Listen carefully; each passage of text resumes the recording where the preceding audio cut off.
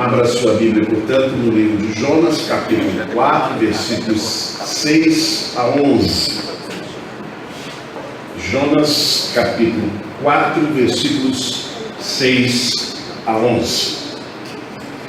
Diz assim a palavra: E fez o Senhor Deus nascer uma planta, e fê-la crescer por cima de Jonas, para que lhe fizesse sombra sobre a cabeça, a fim de o livrar do seu enfado, de modo que Jonas se alegrou em extremo por causa da planta.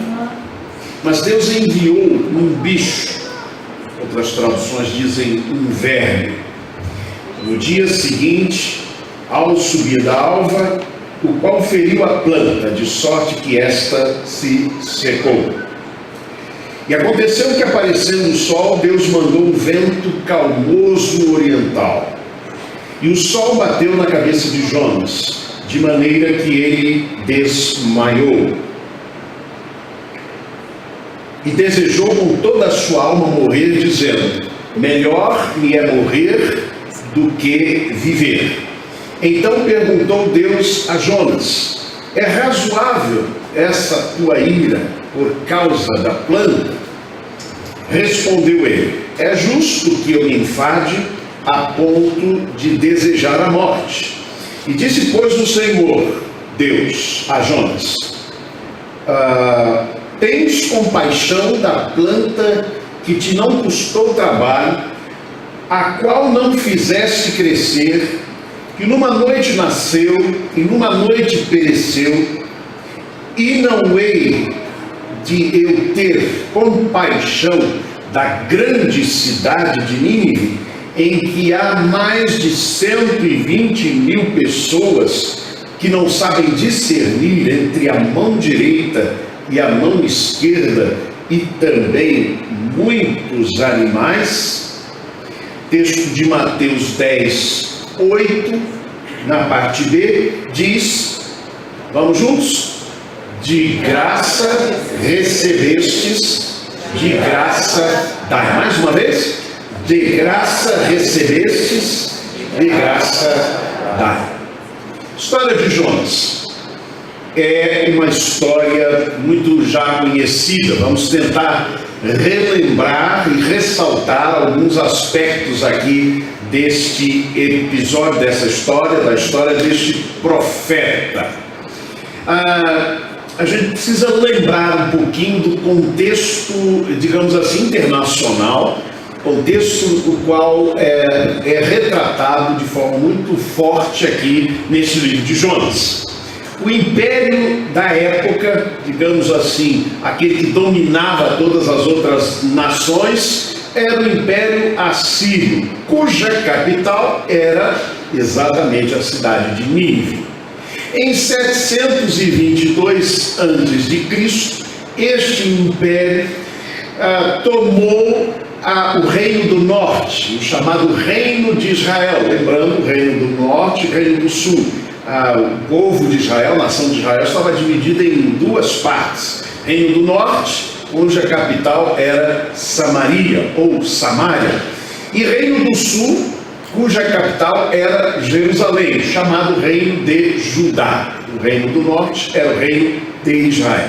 Pois bem, o Império Assírio vem e toma a cidade de Samaria, toma o Reino do Norte, domina o Reino do Norte. E o que é que eles fazem neste domínio, irmãos? Obviamente era guerra, não era uma simples tomada através da presença meramente de estrangeiros, como nós temos algumas nações que vão sendo tomadas através da presença de estrangeiros. Não, era uma guerra. Portanto, houve mortes, houve, obviamente, separação de famílias, crianças que foram, obviamente, mortas, e mais do que isso, o Império Assírio, quando dominava uma nação, ele tinha uma prática, que era trazer, pegar moradores daquela nação, levar para outras nações, e trazer pessoas de outras nações, trazendo para aquela, e também promover casamentos forçados.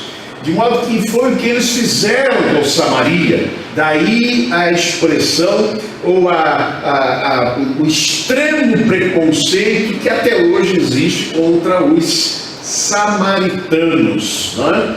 Lembram da mulher samaritana, quando Jesus foi então pedir água a ela, e ela estranhou que um judeu se aproximasse, falasse com ela e tomasse ou pedisse alguma coisa. Então, tem a ver exatamente com esse contexto, com essa mistura da nação de Israel, principalmente a sua capital Samaria. Pois bem, Nínive é a capital deste império. Agora Deus vem a Jonas, o seu profeta, e diz: vai a Nínive, os seus pecados, a sua malignidade subiu até a minha presença. Eu posso imaginar o profeta quase balançando as mãos. Oba! Não é? Veio finalmente a vingança, porque Jonas é posterior a esse período, a essa invasão. Então ele vai, ele fica saboreando essa ideia, mas ele não quer ser esse mensageiro. Ele resolve fugir para Tarsis. Interessante quando nós olhamos a distância de Nínive até Israel, até onde Jonas morava, residia, e a distância para Tarsis. O caminho para Nínive, mais ou menos 800 quilômetros. Não era muito curto, mas era todo ele por terra. O caminho até Tarsis era pelo mar Mediterrâneo, e era mais ou menos uma distância de 3.400 quilômetros. Vocês vejam bem como é muito mais fácil a gente obedecer à vontade de Deus. O caminho é o mais curto, realmente. Às vezes, mais difícil, mas com certeza é sempre o melhor. Pois bem, Jonas resolve fugir. Nós conhecemos o episódio, começa a vir uma tempestade. Jonas está dormindo, os marinheiros ficam desesperados, cada um buscando a razão daquela tempestade, até que lançam as sortes, cai sobre Jonas, e agora Jonas vem e faz um discurso bonito. Diz: quem é você, de onde você vem? Estavam tentando descobrir por que a sorte caíra sobre aquele homem, e ele então diz: eu sirvo, eu temo ao Senhor, Deus de Israel, Criador do céu e da terra. Discurso bonito, mas estava fugindo. Discurso maravilhoso, confissão de fé linda, mas estava fugindo deste mesmo Deus, Criador do céu e da terra. Será que haveria algum lugar para onde Jonas pudesse fugir da presença deste Deus, Criador do céu e da terra? A gente fica se perguntando se ele de fato cria naquilo que ele agora confessava. Pois bem, Jonas então acaba dizendo que é por conta dele que aquilo estava acontecendo. Ele mesmo oferece que eles o lancem no mar. Ele devia, na verdade, reconhecer a sua culpa, ele mesmo pular, mas não, ele pede que os marinheiros o lancem ao mar. Eles pensam melhor, tentam levar, vejam como temem, temem, não querem atentar contra a vida do profeta, tentam chegar até o mar, mas veem que não há condições, fazem uma oração e lançam aquele profeta ao mar. Deus manda um grande peixe.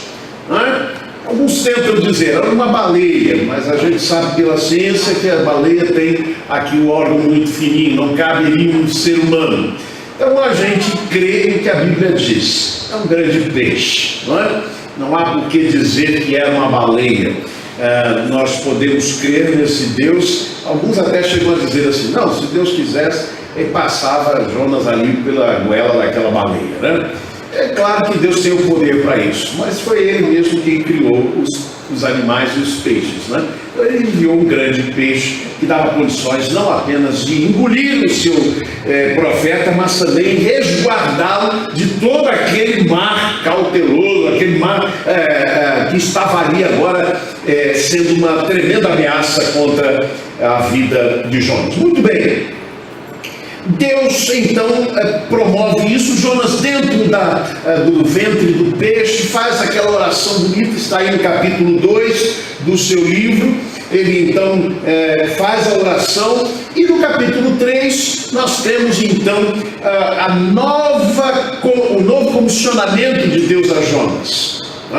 O peixe lança Jonas na areia, na praia, e ele agora volta novamente para Nínive, e agora cumprindo a sua missão.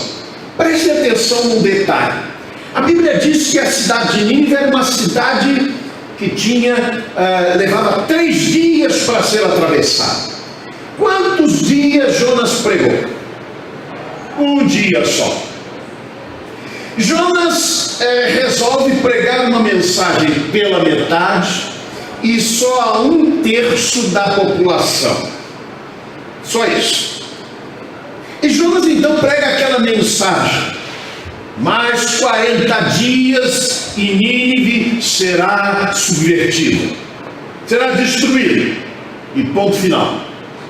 Sai dali e ouve e vê o arrependimento daquela população. Fica com raiva, porque ele conhecia Deus. E ele sabia como Deus era misericordioso. E ele então fica com raiva. A Bíblia diz, usa uma expressão extremamente com raiva, com muita raiva. E Jonas então resolve assistir de camarote para ver o que é que aconteceria à cidade. Ele vai então para um lugar, fica ali à distância observando, faz para si uma pequena cabana, mas a cabana é insuficiente. Deus manda nascer ali, e aí nós temos diversas possibilidades, mas é uma planta. Alguns falam que dizem que era um mamoeiro, outros que era a cabaceira, que dá cabaças. Enfim, a gente sabe que é uma grande planta que cobre aquela tosca cabana que Jonas construíra para si. E no dia seguinte, Jonas se alegra com aquilo tudo, com a planta. E no dia seguinte, o que acontece? Um verme vem, come aquela planta, ela morre.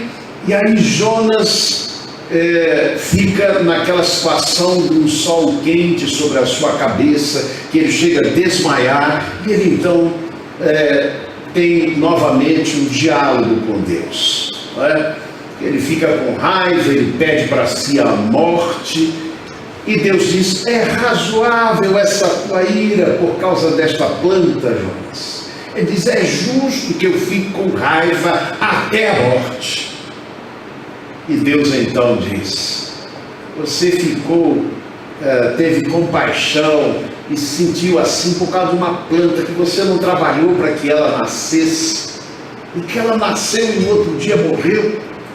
Não hei eu de ter compaixão da grande cidade de Nínive, com mais de 120.000 moradores, e inclusive animais? Por que Deus fala dos animais?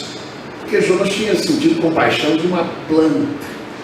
Então Deus está dizendo aqui, são pessoas, e além das pessoas, tem animais, e além dos animais também tem a vegetação. Pois bem, esse é o episódio em história de Jonas. A história de um profeta fujão. Mas do que Jonas foge?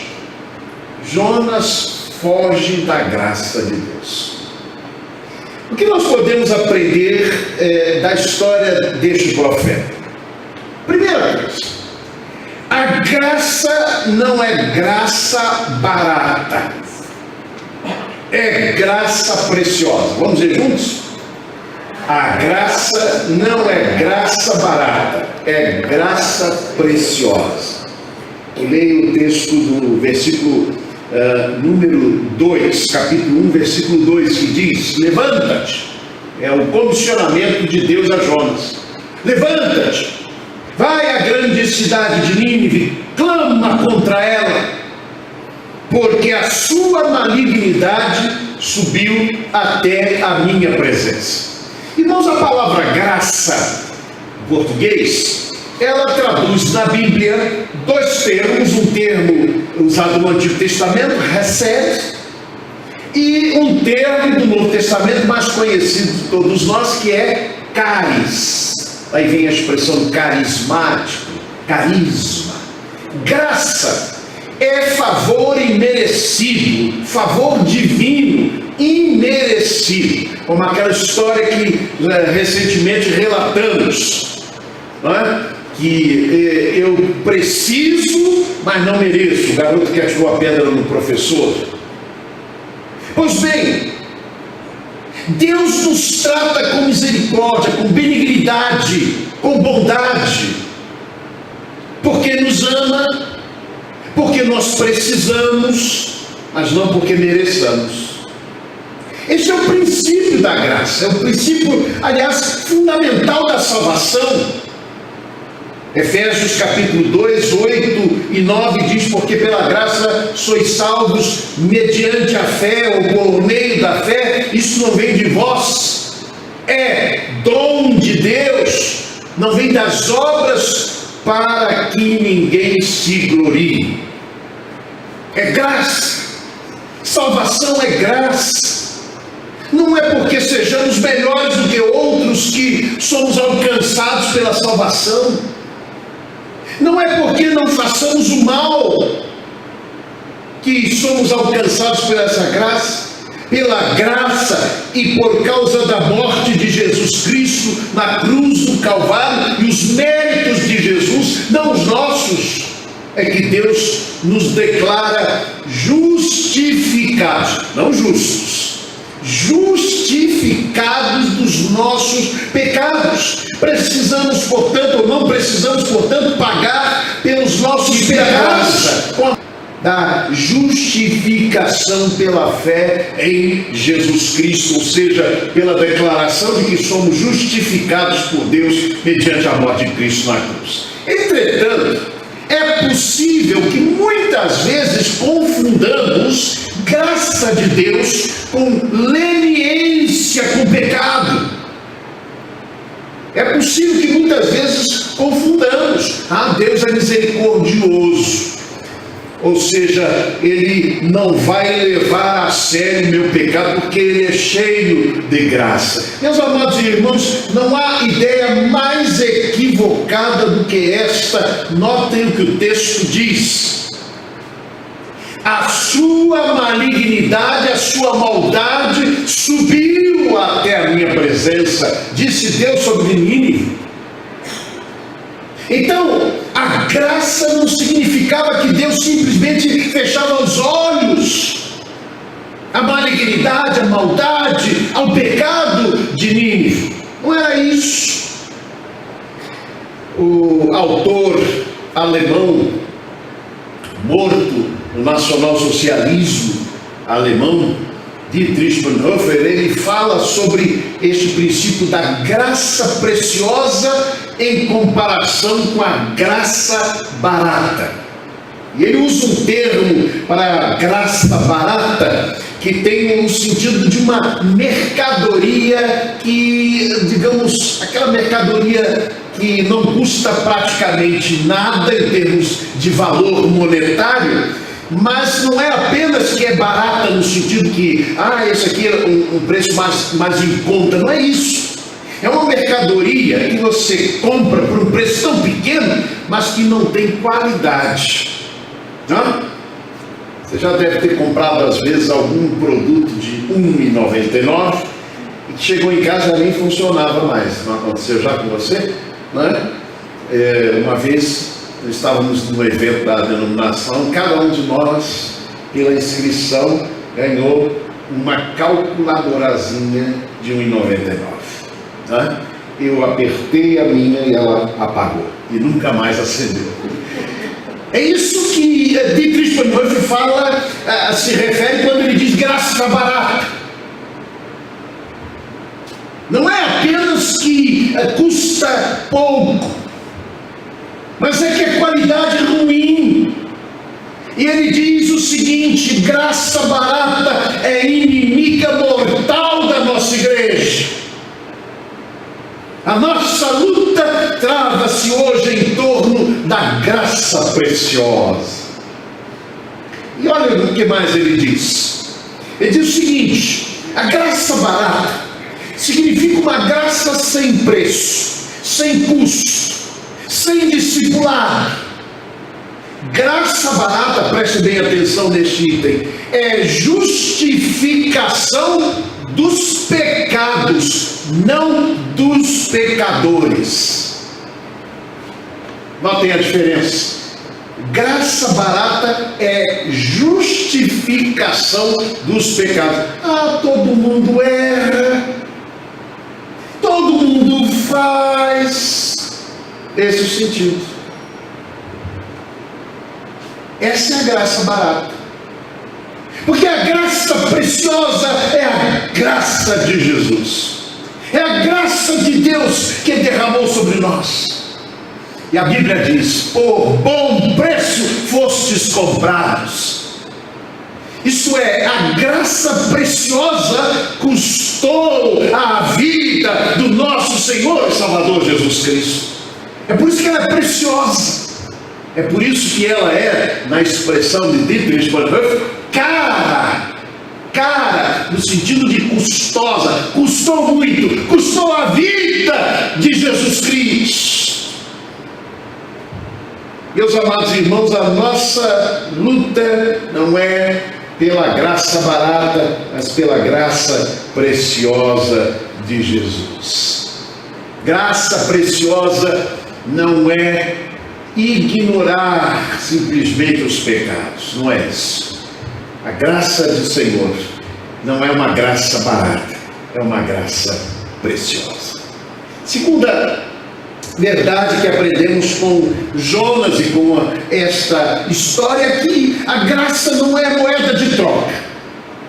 Graça é relacionamento com Deus, com uma pessoa, com um ser pessoal. Olha o que diz o texto. Jonas, dentro do ventre do peixe, começa a orar. E ele começa a agradecer. Orou Jonas ao Senhor, seu Deus, lá das entranhas do peixe, disse: na minha angústia clamei ao Senhor, ele me respondeu, do ventre do céu gritei, tu ouviste a minha voz. E ele continua. E no verso 8, o que Jonas vai dizer é interessante. Ele diz: os que se apegam aos vãos ídolos afastam de si a graça. Na sua versão talvez esteja escrito a misericórdia. Os que se apegam aos ídolos vãos, isto é, aos deuses que na verdade não são deuses, esses afastam de si a graça. Meus amados irmãos, Jonas entendeu que a graça não é meramente uma moeda de troca com a qual se coloca diante de Deus, ou aliás, Jonas entende que a graça tem a ver com relacionamento. Os que se apegam aos ídolos vãos afastam de si a graça. Ou seja, a proximidade, a comunhão, o relacionamento íntimo com Deus é o que nos faz experimentar em profundidade a graça preciosa. Jonas ia muito bem, mas aí ele diz assim, nota, mas eu, adversativa.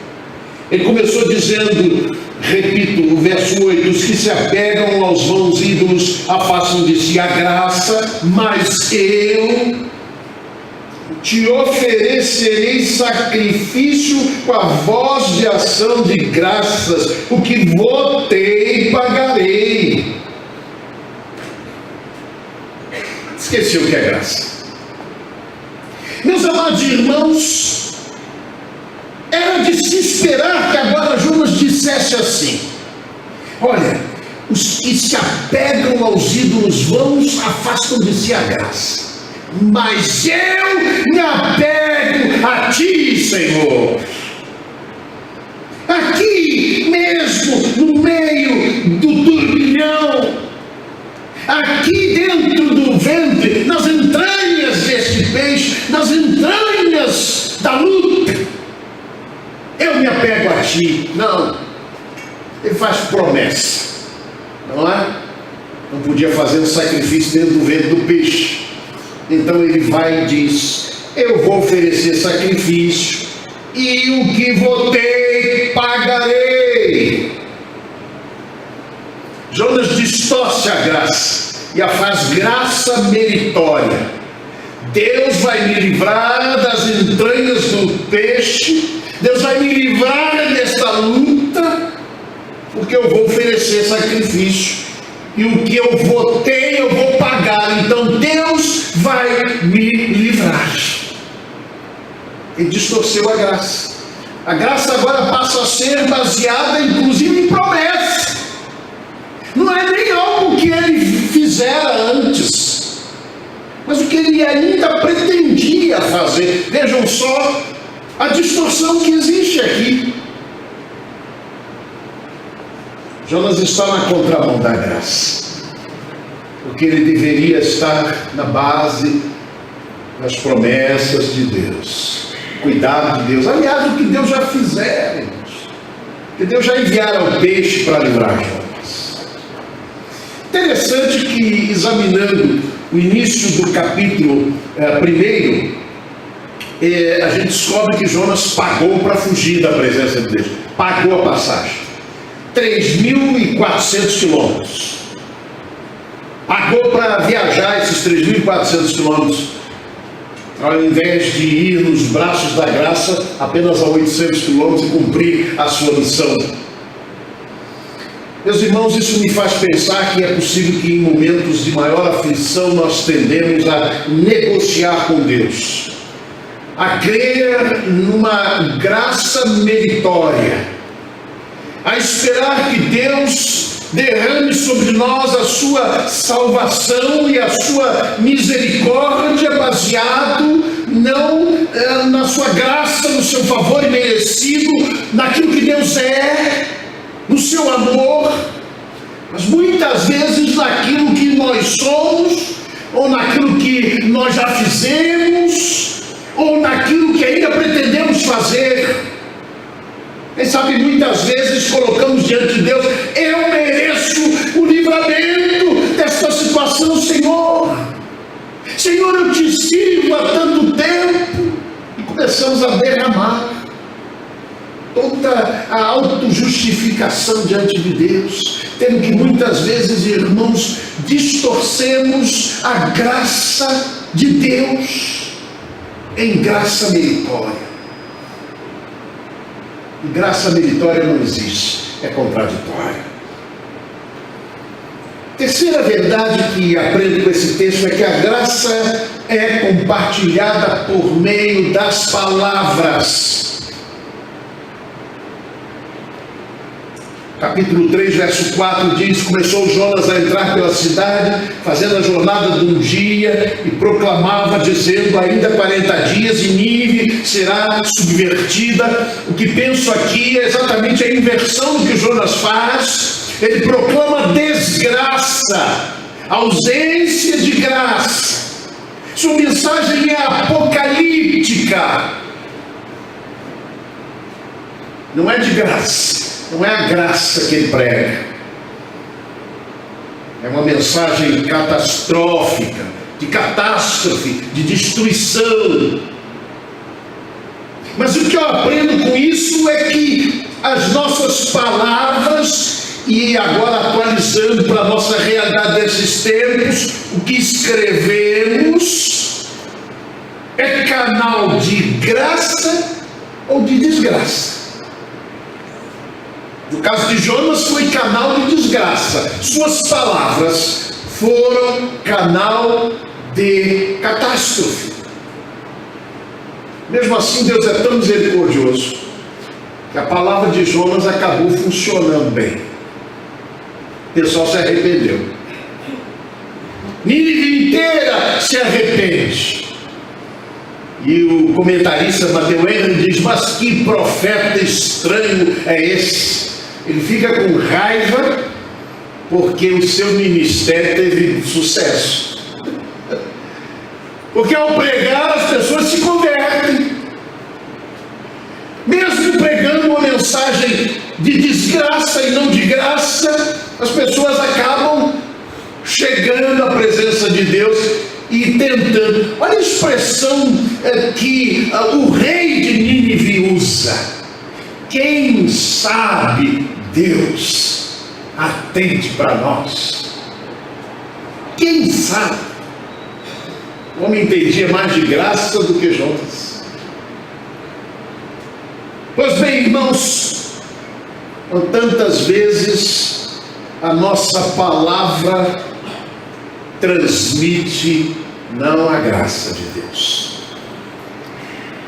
Quanta diferença de Isaías 61, que fala da mensagem do Messias. O Espírito do Senhor Deus está sobre mim, porque o Senhor me ungiu para pregar boas notícias aos quebrantados de coração, a proclamar libertação aos cativos, a pôr em liberdade os algemados, e assim continua.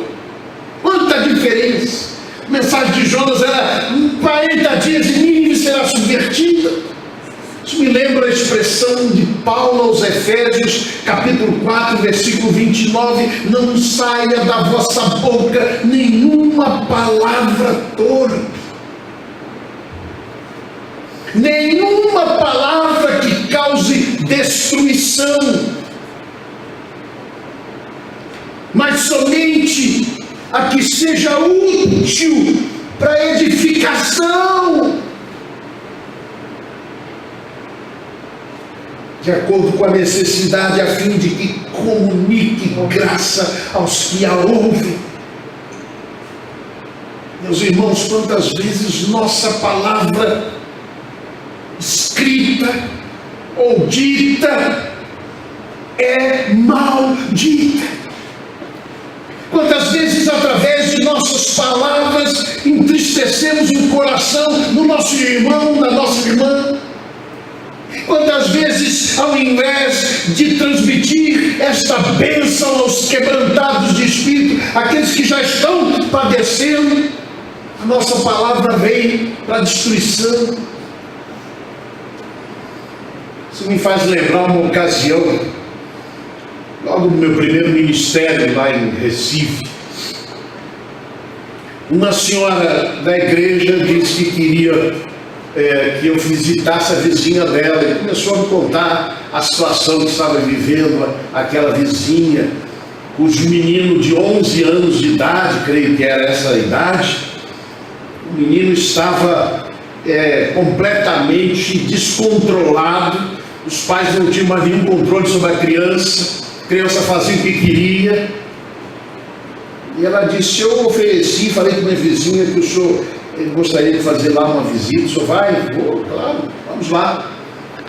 E quando eu entrei, esta irmã foi acompanhando junto com seu esposo, e ali ao entrar, ela começou a dizer: o caso é muito sério, vocês têm uma situação muito difícil. Não deixou nem eu começar a falar com a vizinha, começou dizendo assim: pois eu conheci uma senhora que o filho até matou os pais.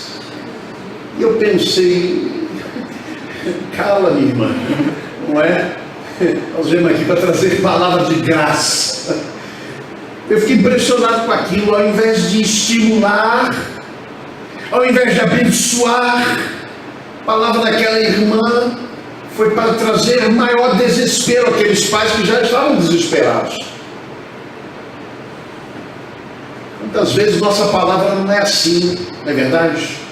A gente vai visitar um doente e diz: ih, meu vizinho morreu disso. Mas quantas vezes é pior do que esta situação? Quantas vezes, ao invés de uma palavra de amor, de incentivo, de estímulo, a nossa palavra é de desânimo, a nossa palavra é para rebaixar ainda mais a moral da pessoa que está às vezes tão baixa. Jonas fez isso. Uma população que era responsável, claro, pecadora, malignidade havia entre eles. Jonas vai e prega uma mensagem apenas de desgraça. Tiago, capítulo 3, 9 a 11, diz sobre a nossa língua. E aqui eu vou dizer, a nossa língua, os nossos e-mails, as nossas mensagens de WhatsApp, para atualizar. Vejam como diz Tiago, com ela bendizemos, com a nossa língua, bendizemos a Deus e Pai. Com ela amaldiçoamos os homens, feitos à imagem e semelhança de Deus. E ele diz algo profundo, irmãos: de uma mesma boca procede bênção e maldição. Meus irmãos, não convém que isso se faça assim. Uma grande pergunta: porventura deita alguma fonte de um mesmo manancial água doce e água amargosa? Uma pergunta talvez retórica de Tiago. Talvez ele queira dizer, não, é impossível. E com isso talvez ele coloque em xeque muitas de nossas palavras, que não transmitem graça, que trazem desânimo para a pessoa que ouve. E talvez o que Tiago queira dizer é: a tua natureza ainda não foi transformada, porque quando a tua natureza for transformada pela graça, então da sua boca só vai fluir palavras de graça. Talvez seja isso que Tiago queira dizer, ou talvez simplesmente nos desafiar a que cuidemos, meus amados irmãos, daquilo que nossa boca pronuncia para os outros, daquilo que escrevemos. Eu há muito tempo aprendi a não escrever coisas que podem chocar ou que podem confrontar. Não. Se tem que dizer, vamos dizer pessoalmente. Muito tempo eu já deixei esse costume. Antigamente eu não costumava escrever quando eu estava com raiva. Eu escrevia logo um e-mail, assim, enorme. Aí eu dizia, não vou mandar agora não, porque se eu mandar agora ele vai cheio de veneno, né? Então eu esperava um dia, no dia seguinte eu ia, sim, essa palavra está dura, tiro. E ela ia reduzindo o e-mail, ele ficava curtinho. Mas no último dia eu costumava apertar aquele botãozinho, plá, e lá se foi. E as coisas que certos e-mails que escrevi trouxeram como consequência foram terríveis. Eu aprendi essa grande lição há alguns anos já. Aprendi a não ficar utilizando este caminho.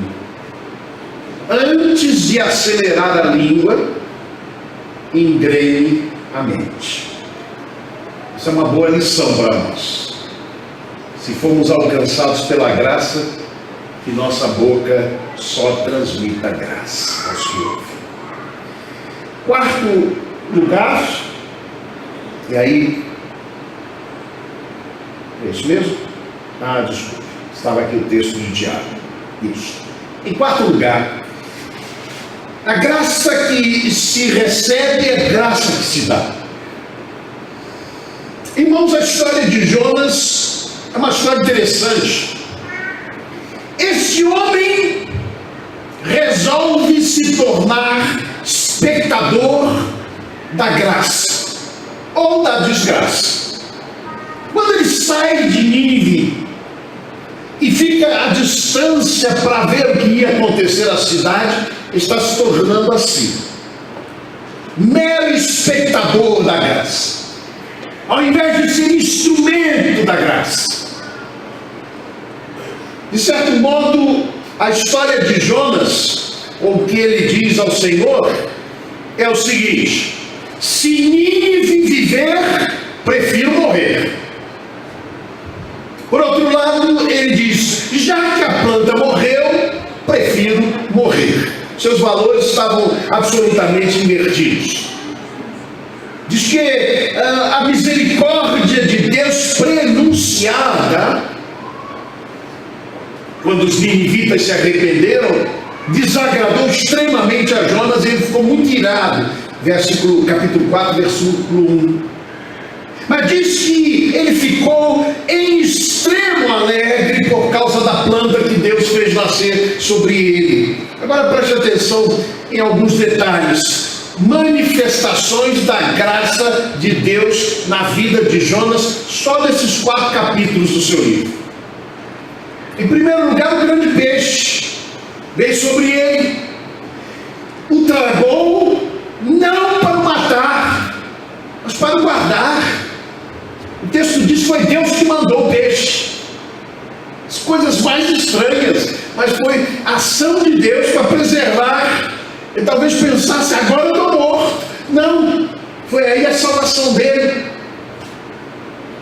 Segundo, a planta que Deus faz nascer para cobrir, para protegê-lo.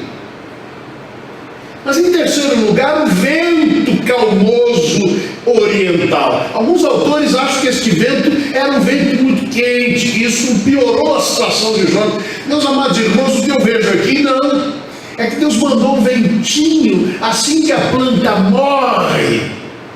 Agora note um detalhe: ao invés de Jonas prestar atenção no vento calmoso, ele presta atenção no sol que queimava a sua cabeça e diz: prefiro morrer. Não é assim com a gente? A gente presta mais atenção nas coisas ruins, nas situações calamitosas que às vezes passamos, por aquele desejo que não foi cumprido, aquele sonho que não foi realizado, e nos esquecemos de olhar quantas coisas Deus manifestou sua graça em nossa vida. Desde o momento em que acordamos, lembram do Salmo 90, 14? Sacia-nos pela madrugada com tua graça, para que nos alegremos o dia todo.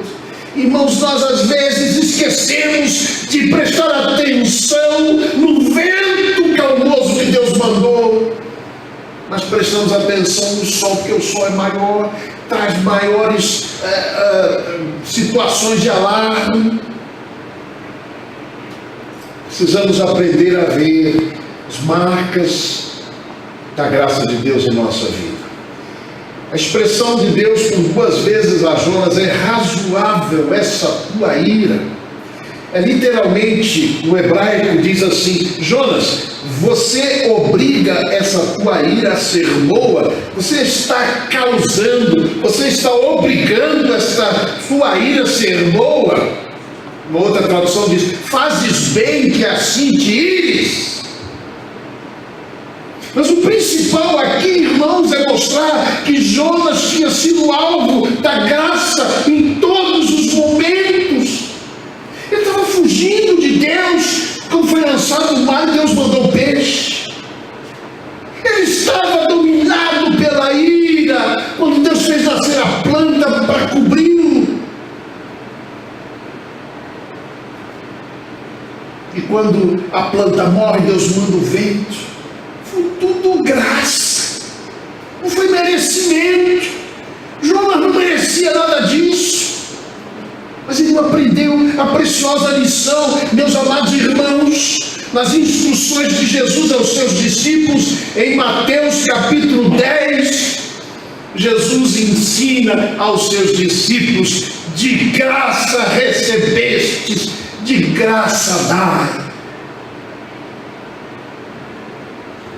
A palavra para graça aqui não é a palavra caris, como seria de esperar, mas é dorean, algo não merecido, algo que é gratuito. É a palavra presente. De presente vocês receberam, de presente dai aos outros. Meus amados irmãos, o que Jesus ensina ensina aos seus discípulos e a todos nós é que se nós fomos salvos pela graça de Deus, por meio da fé, isso foi presente de Deus para nós, e agora nós precisamos e devemos ser canais de graça e de bênção àqueles que nos servem. Mas não é só os que merecem, não, porque isso não é graça. Dar só aos que merecem não é graça. Graça é quando a gente dá para quem não merece, porque aí nós estamos reproduzindo em nossas vidas exatamente aquilo que Deus fez a nós. Meus irmãos, a história de Jonas é a história de um profeta na contramão da graça. A gente não sabe o que acontece com Jonas depois disso. A gente não sabe se ele finalmente aprendeu, depois desta palavra final com que termina o seu livro, do confronto de Deus, mostrando a misericórdia e a graça deste Deus que ele dizia conhecer, mas que parece que não conhecia.